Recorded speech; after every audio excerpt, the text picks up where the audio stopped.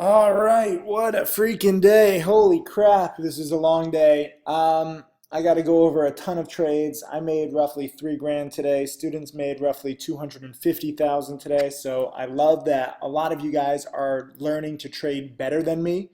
My 4.3 million is nowhere near best case of what is possible here. And if you're ever in doubt of, studying or you're feeling a little lackluster, we just posted this video yesterday on my YouTube channel, the best business motivational video. It's 4 minutes, and I really, really want you to watch it. I think that it's going to be awesome. Or, just look at some of my tweets if you want some inspiration. Ariel, I love this. A lot of my biggest students don't want the publicity, I guess you would call it, with talking about how much money they make. But Ariel is pumped. Profit on the day, 5,800. And he's showing his trade, which is sweet. And he says this: thanks to you, this DVD changed my life. And this is my How to Make Millions DVD. And it's 35 hours long. So if you ever need motivation or instruction, if you're ever confused about the patterns, watch my How to Make Millions DVD. It's just $297. All of the money goes to charity. I've now raised nearly $700,000 in just a few months with this DVD. It kicked off the Timothy Sykes Foundation. I'm so excited. Before I get into my own trades, I got to give props to students. Again, I'm going to leave literally hundreds of you out. I'm sorry. I'm just trying to keep up with the chat room. So if I get a chance and you message me and you say how much you made, I'll try and include it. This is sweet. I love this. Tetere says 3,800, 7,200, 3,872 profit. So $3,872 profit on VBLT before I even take a sip of my coffee here in Western Canada. That's amazing. Here is Evotor, bought VBLT at 807, held it overnight, sold it at 1075. JT shorted WGBS 265, covered at 237. Thank you, Tim. Your DVDs have helped me so much in the last trades. Awesome. Rex in VBLT 1061, out at 1107 on 1,500 shares, so nearly $1,000. Here is Baby Braden, my first big score. GBSN in at 10 cents, out at 13 cents, so 30% profit, $560. I'm so stoked.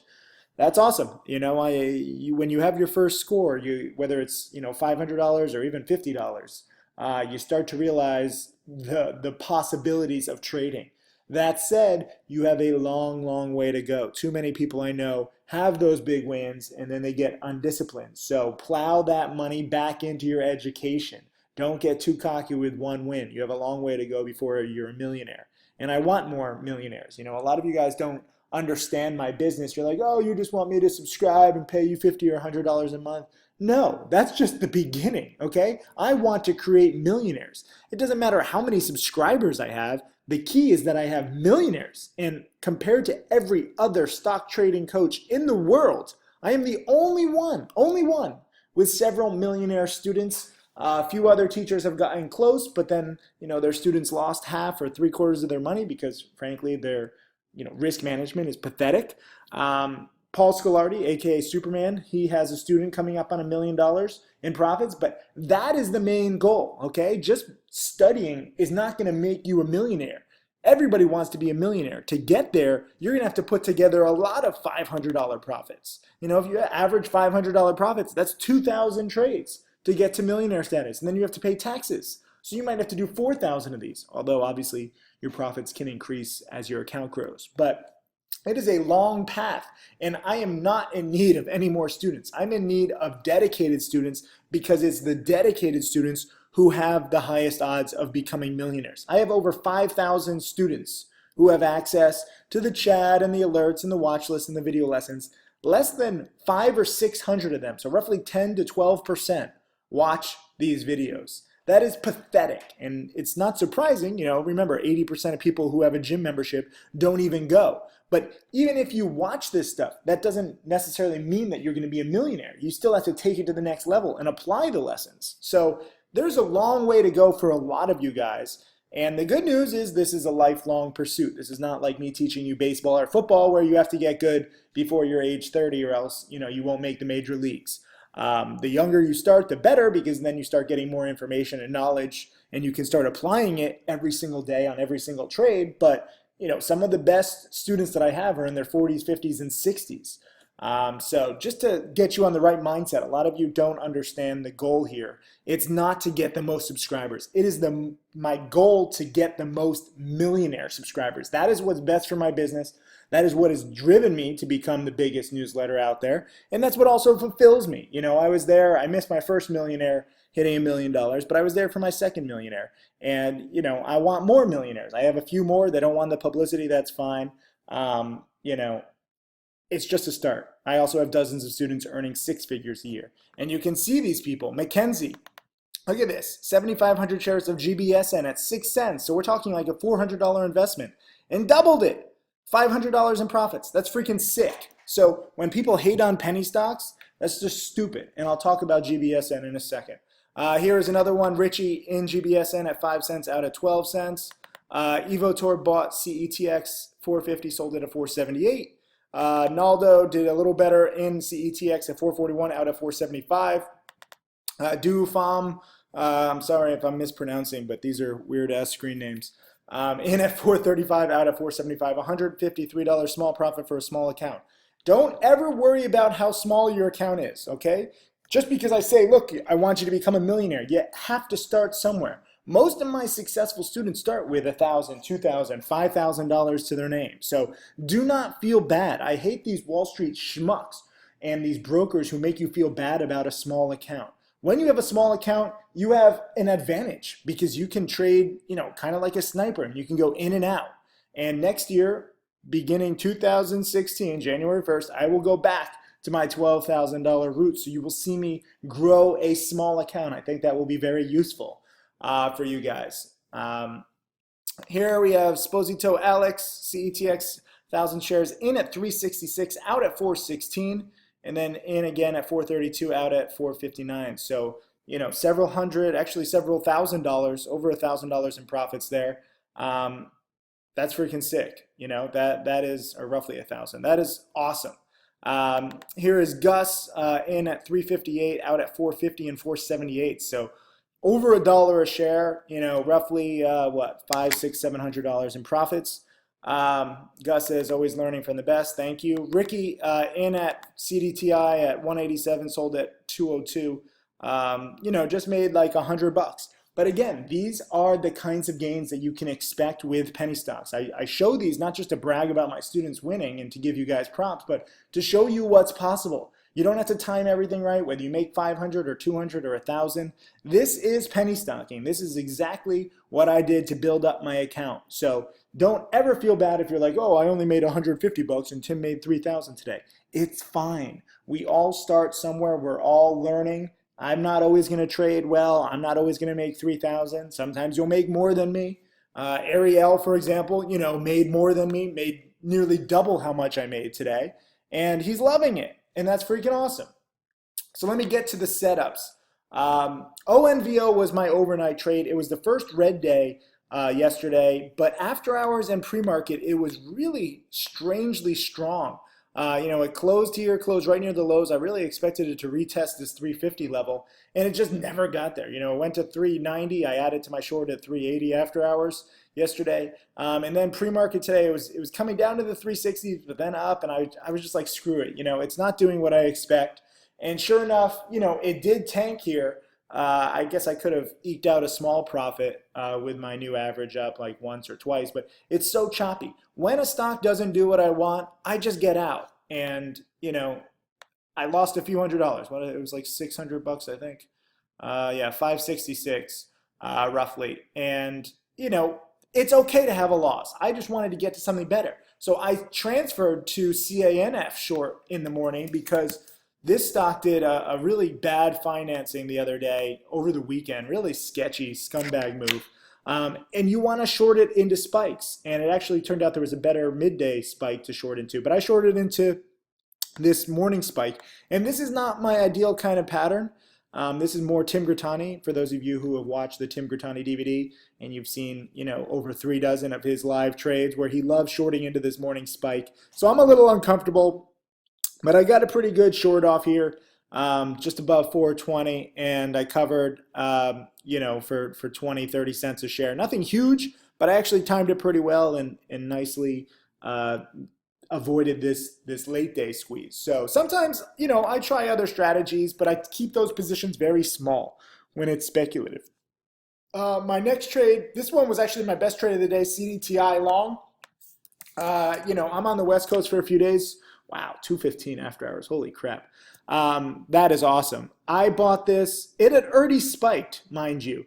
It was already spiking from 170 to 186, and it was coming down here at 178. And I dip bought it here in the 170s because, frankly, what's the risk? It's already been uptrending a few days. The morning high or the midday high was 180. Yesterday, it spiked because these guys make systems that help with emissions, and Volkswagen is caught up in this big scandal, and the news is everywhere where they were tinkering around with their emissions control systems, and they basically overpolluted the earth, which is just what we need, not. But this play is in play because of the Volkswagen news, and it spiked up yesterday and came down. And then, buying it here in the 170s, there's just not much risk. In my upside, I put in the alert, my goal is to sell in the low twos later today or tomorrow. And it's run in the past before. And that's exactly what happened. I guess I should have held it overnight. This was the bigger play here.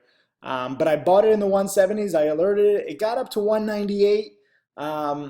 And it just couldn't, it broke yesterday's high of 194. So after it did that, I was like, oh, it's going to the twos.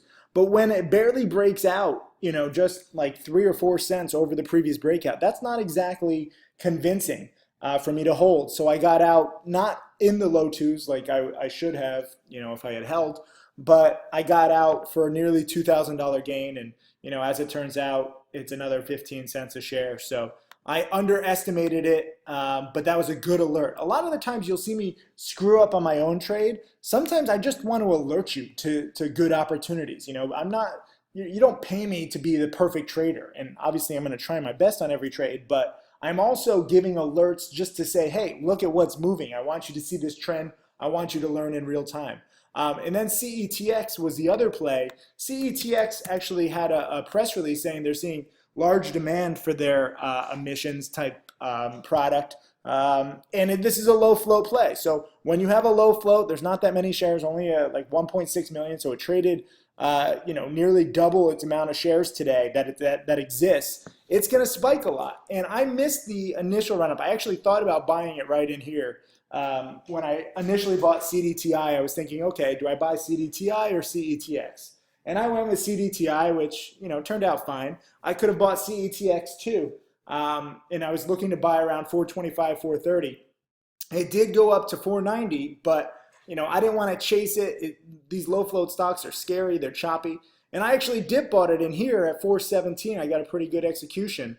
And I was going to hold it overnight, looking to sell 450, 460, maybe even if it retests the 490s. But I just found out that I won't be there right at the market open tomorrow. And, sometimes life gets in the way. I have a very big potential meeting, and, that gets in the way. I have meetings. Some of you have work. Some of you have school. And so I just exited after hours, and I made a few cents a share. I made a few $100. I wasn't trying to time it perfectly after hours. I was just trying to react to this new scheduled meeting and this big potential deal that I'm working on that, I can't change it. Sometimes stuff happens right at the market open. It changes your plans. So I got out for, I don't know, 10, 15, 20 cents a share after hours. Doesn't even matter if I lost 10, 15, 20 cents a share. I just wasn't going to be around there. And that's a useful lesson to you guys, and I said that. I said, I always leave that open. I said, my guess is it gaps to the mid fours. All I want is 30 to 50 cents after hours or tomorrow. And you can see there's typos because I'm trying to get my alerts out, literally within seconds so that they're truly real time. So I apologize for those typos. But here is the press release, sees surge in demand for its multi-gas analyzer. And, the company has received a multitude of orders from a diverse set of companies around the world for its proprietary state-of-the-art emissions monitoring. Emissions is a big play right now with Volkswagen, and that's why this stock can spike, and it can probably spike again tomorrow. For me, it's just my own personal schedule. That's why I'm not in this. I know a lot of you guys were trading GBSN. This stock has spiked nicely from 5 cents up to 15 cents. I don't really stick around for these, 5, 10, 15 cent a share plays. I know you guys love them. You buy it at 5 cents and you sell it at 10 or 15. That's cool. Maybe I go back down to $12,000. I'll do more of these. But for me, I like the 2 to 3 to 4 to $5 a share range stocks. And I should also bring up yesterday, Taxi, I had my dip buy right in here in the 720s, 730 area. And I thought that it was going to bounce and close high yesterday, but it just didn't. And so I cut losses quickly because, frankly, it was a speculative play. It's up not because Medallion Financial, which runs basically the yellow taxis, is doing well. It's just because Barron's wrote a very positive piece about them, saying, while the stock is down like 70%, business is really only down 10 or 20%, and they're getting into the whole app world against Uber, so they're fighting it, and they pay like a 15, 16% dividend, and there's a ton of shorts who can get squeezed. Lots of shorts are betting on this stock and this company to fail, but if they're not failing and business really hasn't been hurt that much, then shorts have to buy to cover, and it creates a short squeeze. So I was buying it yesterday at 730. I think my average was 731, 732. And I got out at like 727. I lost a few cents a share. And today, it's up nearly $1 a share. So I was dead on with my thinking that the shorts would be squeezed. I was off a little bit because it did, drop down to, what was the low today? Like 7. So there was 30 cents of downside. So actually 7 was a good dip buy. It held 7 nicely.